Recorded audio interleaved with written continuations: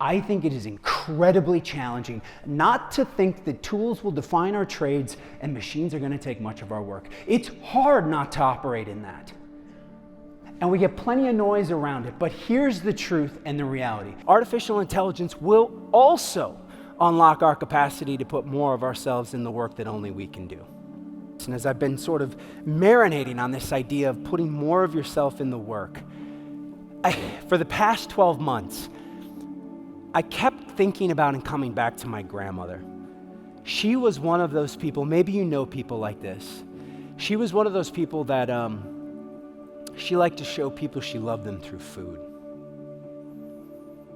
How many of you know people like that? Like their love language is acts of service, they gotta cook. Is that you right there? I see you waving. Is it you too? Yeah.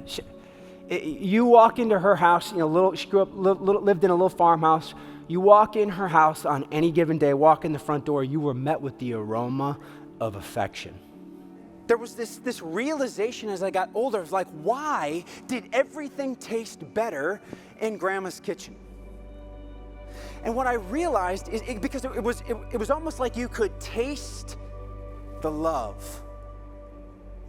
She loved people, but she also loved the act of cooking and baking so much. And that combination meant you could taste the love. And so as I started my firm, FutureSight Labs, one of the things that we started to look at was this idea of, well, if you can taste love, can you see love? In products, in brands, in teams. Can you notice love?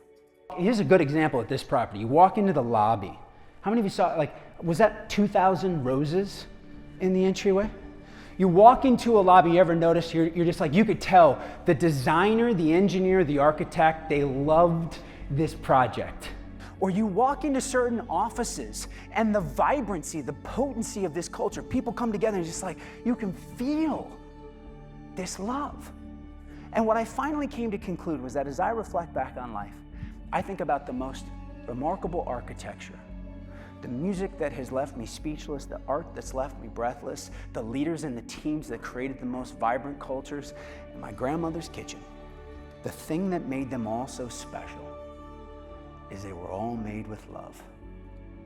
And I believe it's the ultimate competitive advantage. I believe the strategy that wins the future for both individuals and organizations is to put your love to work.